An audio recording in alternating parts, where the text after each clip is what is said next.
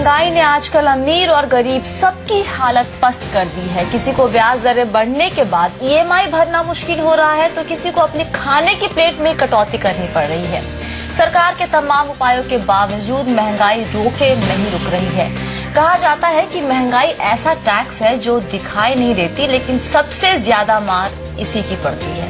बिल्कुल, तो ऐसे में उपाय क्या है आपके सामने? महंगाई तो हम रोक नहीं सकते लेकिन हम उसे लड़ जरूर सकते हैं, उसे मुकाबला कर सकते हैं। ऐसा मुमकिन है अपने पैसे से ज्यादा मेहनत करवाकर।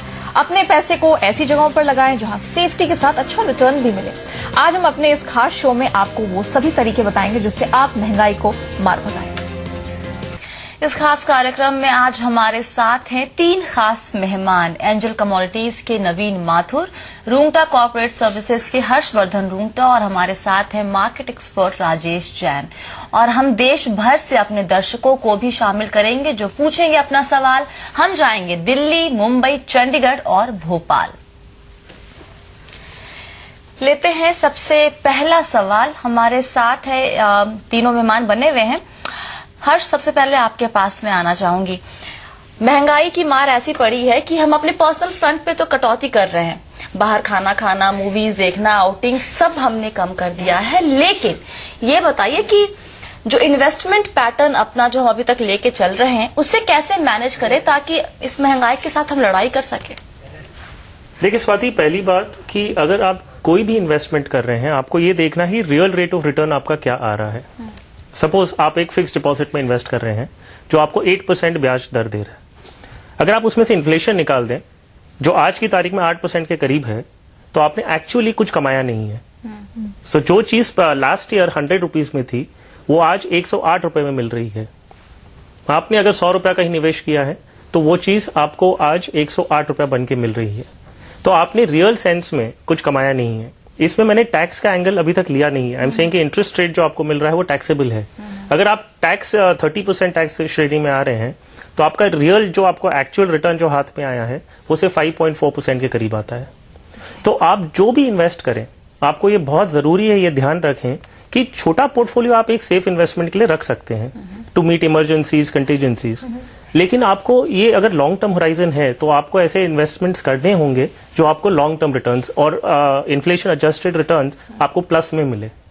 तो फिर वो कौन से ऐसे एवेन्यूज हैं जिन पर लॉन्ग टर्म के लिहाज से दाव लगाया जा सकता है कि भाई अगर यहां मैंने पैसा लगाया तो महंगाई की मार से भी बचेंगे और मुझे अच्छे खासे रिटर्न भी मिलेंगे? देखिए, अगर आपको डबल डिजिट रिटर्न्स चाहिए जो 10% प्लस जो आपको ग्रॉस रिटर्न्स चाहिए तो आपको इक्विटी या gold has been giving very good returns in the last 3 years। तो आपको इक्विटी, गोल्ड या ऐसे एसेट क्लासेस में जाना होगा। आप रियल एस्टेट भी कंसिडर कर सकते हैं लेकिन रियल एस्टेट में सिर्फ प्रॉब्लम क्या है कि आपकी टिकट साइज बहुत ज्यादा होती है। अगर एक छोटे निवेशक के हिसाब से बात करें तो वो एक 2-3 हजार रुपए महीने के हिसाब से एक रियल एस्टेट में इन्वेस्टमेंट कर ही नहीं सकते। तो आप इक्विटी की तरफ नजर रखेंगे जो over a long term gives you about 14% return. So that is where inflation adjusted you will gain better returns। चलिए, तो यहाँ पर इन्होंने सोने की भी बात मेंशन की। तो नवीन, ऐसे में मैं आपसे जानना चाहूंगी कि जब सोने में पैसे लगाने की बात होती है इसमें ज्यादा लोग दिमाग लगाते नहीं हैं क्योंकि होता है कि अगर हम हर जगह पैसा लगा रहे हैं तो सोने में ऑटोमेटिकली पैसा लग जाता है। या तो आप यहाँ बुलियन की खरीदारी कर लेते हैं या तो घर में शादियां होती हैं अपनी बेटी के लिए या अपनी बहुओं के लिए लोग गहने खरीद लेते हैं। लेकिन तरीका क्या है क्योंकि एज ओल्ड ये इन्वेस्टमेंट ऑप्शन रहा है। महंगाई के इस माहौल में इसका क्या रोल है? नेहा, महंगाई की जैसे दरें बढ़ रही हैं, तकरीबन 9% इन्फ्लेशन चल रहा है। मुझे लगता नहीं है आने वाले टाइम में हम वो पुराने इन्फ्लेशन फिगर्स देखेंगे 3-4%। The inflation would be hovering at around 6-7% or so in times and years to come। Gold one of the best avenues, जैसे हर्ष जी ने कहा, इक्विटी मार्केट्स हैं, इक्विटी डाइवर्सिफाइड कुछ म्यूचुअल फंड्स हैं जिन्होंने रिटर्न्स बहुत अच्छे दिए, बेहतरीन रिटर्न्स दिए। तो एक तो वो डेफिनेटली वन एवेन्यू है।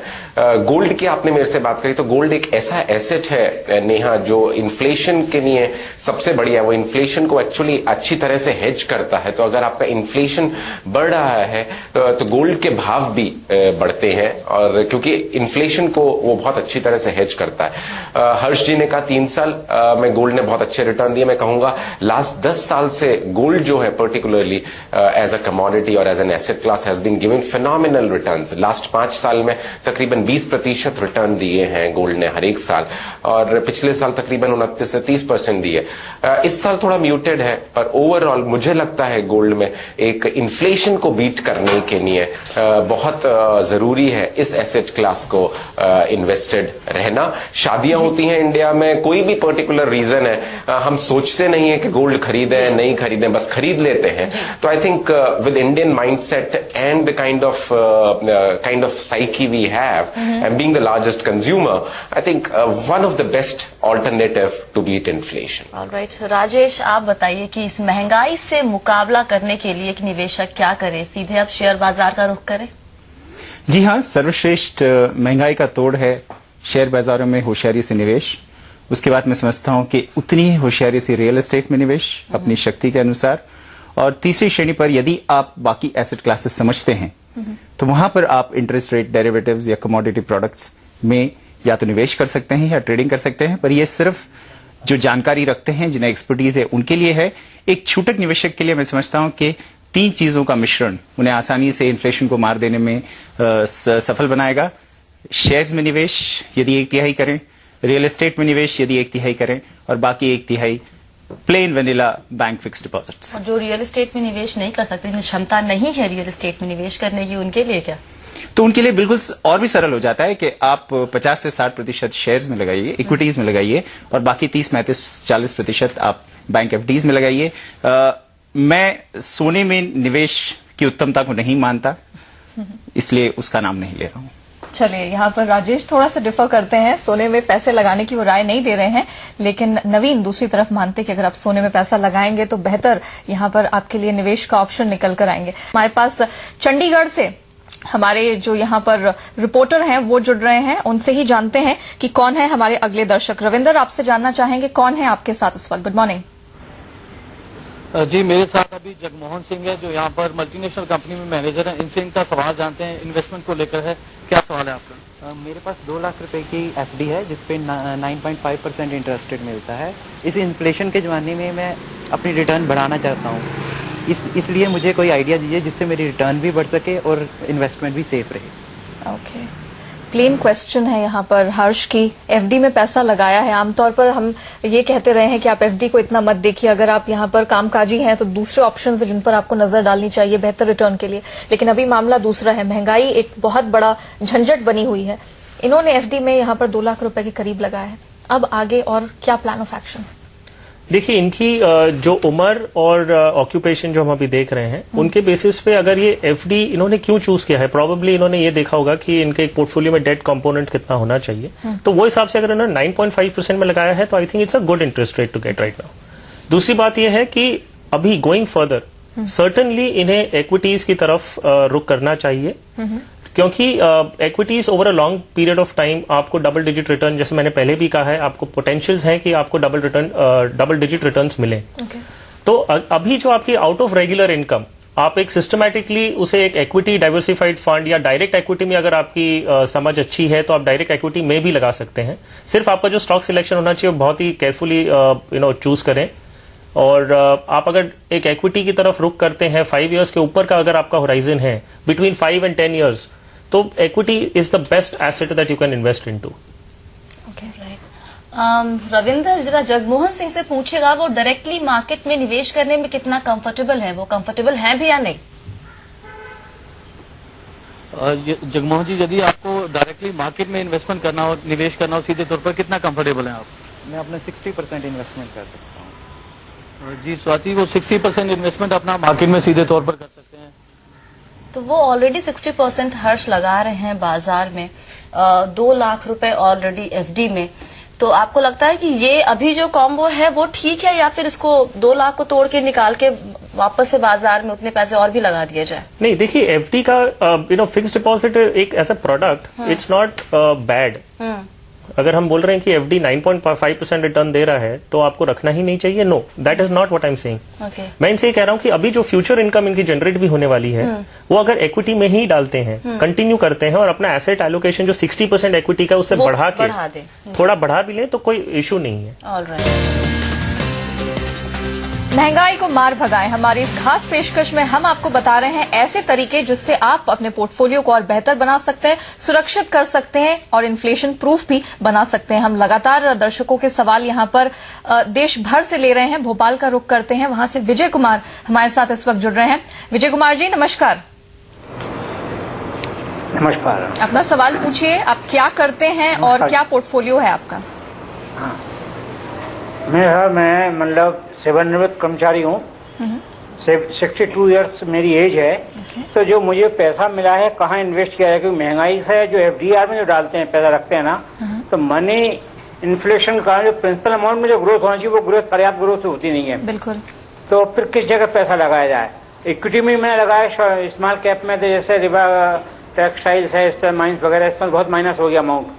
तो ये सब किस जगह लगाना उचित रहेगा पैसे को, आपने क्या सदुपयोग हो सके उसका? आपने क्या सोने में भी कभी पैसा लगाया है, गोल्ड में इन्वेस्ट किया है कभी? मैडम मैं डाइवर्सिफाइड कर रखा है, मेरा कुछ डाइवर्सिफाइड, कुछ गोल्ड में है, कुछ इक्विटी में है, कुछ म्यूचुअल फंड में है, कुछ एफडीआर में है। मैंने डाइवर्सिफाइड कर रखा अपने।